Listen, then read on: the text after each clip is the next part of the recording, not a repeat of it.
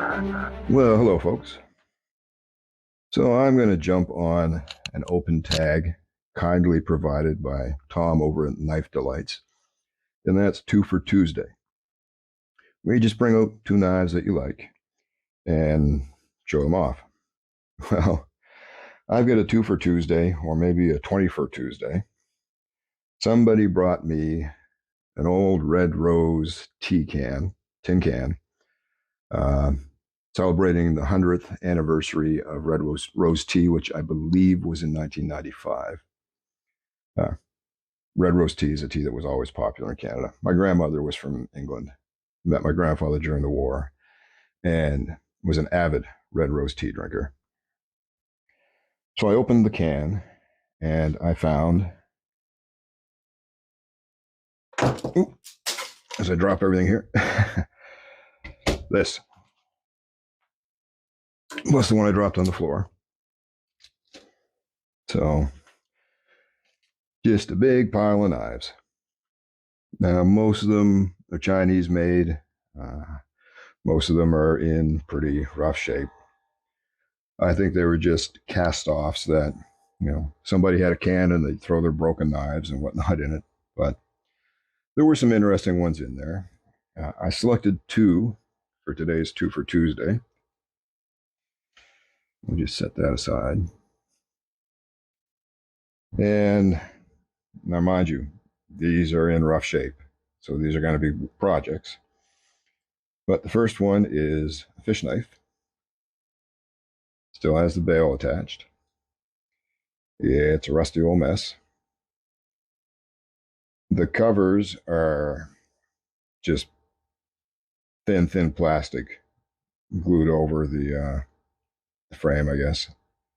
And if you look close, you can see right here one's starting to peel away. I cleaned up enough of the shield. It's hard for you to see there. It says fish knife on it. The one thing that struck me, though, as I cleaned it up, and this thing is right full of sand. I don't know how well this will show up. Well, it shows up pretty good. It says made in Western Germany. Now, there's no mark on it I've found yet that says a company name or anything like that. It just says made in Western Germany. But it's not got much of a snap. I think it's literally full of sand and rust. But you got that. You've got your descaler with your hook remover and your bottle opener, because I guess you can't fish without a bottle of beer. But I mean, you can look at the springs. It's a rusty, nasty mess, and it's going to need a good soak in some. I use CLR. I don't know if that's a common product anywhere else. Calcium, lime, and rust remover. You do have to be careful if you have any. Like I wouldn't want to set bone in it for very long. It may deteriorate the bone, but it certainly does a good job of removing rust from metal. And there's a lot of rust on this fella to remove.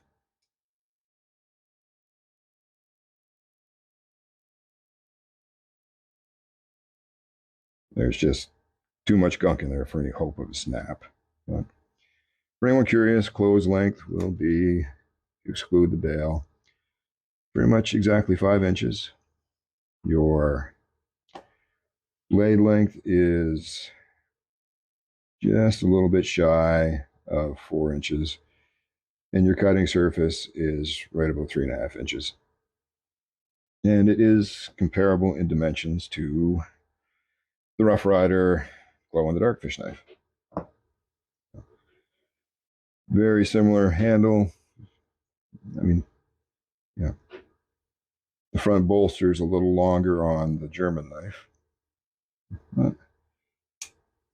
And the blades, it's got a deeper clip than the Rough Rider knife, but very similar in size and dimensions. The second one I want to throw out is a little sort of camp knife, I guess. And here it is here.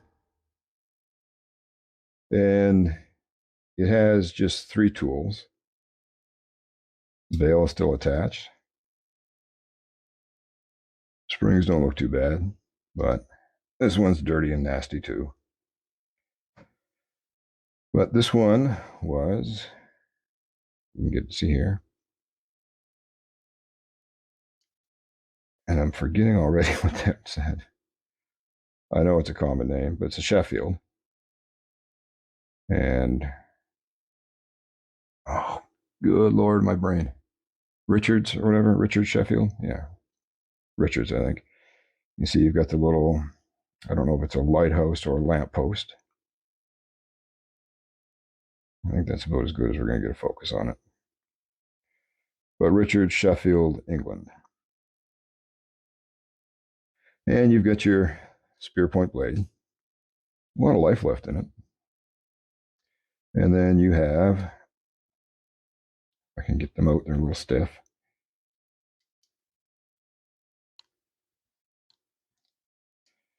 You've got your bottle opener or cap lifter. And this one I think I'm going to need my pliers for.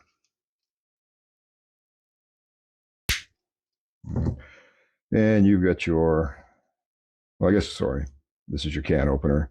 That's your bottle opener with your flathead screwdriver. A little bit of nasty in there.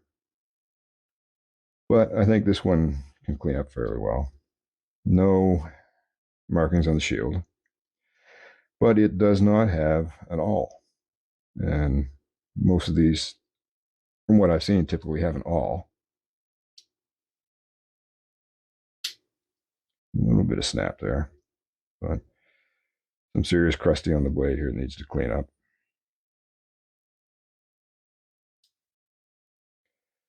And I think it's just plastic liners, probably something similar to the Germany knife where it's just a thin little wrap. I could be wrong, but at least it's not damaged. I'm assuming nickel silver bolsters. And you got the threading on the bolsters. Oh. Not too bad. Certainly, I'm sure not an expensive knife or a very collectible knife, but it'll be a project to clean up. I just thought it was interesting because it was Sheffield. Most of these knives are all China. There's a couple of Japan ones in there. Quick peek if you want to see those. Maybe I'll do a video where I just go through this whole messy file. But there is a saber with a very misangled stamp on the shield. But it's a Saber Japan. I'm going to wonder if that was a sheep's foot blade, or if that was a spear blade that just saw a whole lot of sharpening. Still a little snap to it. And then if I can get it out. Yeah, that one's, I think this saw a lot of use because the blades are in there deep. And there's your pen blade. So I guess a Congress pattern, maybe.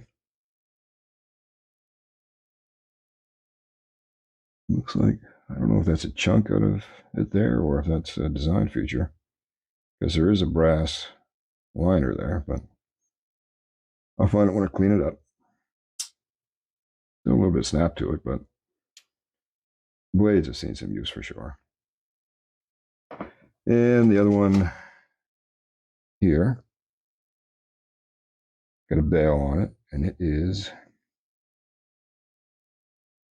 Keen Edge Japan. Now, Keen Edge is not what I'm familiar with, and it is missing one of the bolsters. Looks like it took a good little whack there. The springs look pretty good. And that would be the jack style. Not much back tension on that spring. I don't think that's going to be salvageable. And then your pen blade.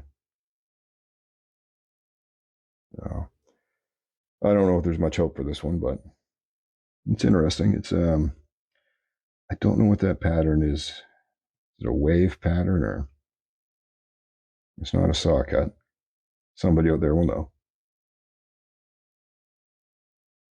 But maybe I'll do a video just for the heck of it where I go through the pile here, because there's some interesting stuff. Don't get excited.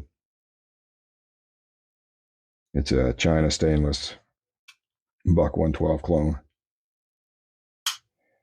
That's seen a lot of sharpening. But anyhow, before I start digging into this pile, just for my own curiosity, we're going to leave it there.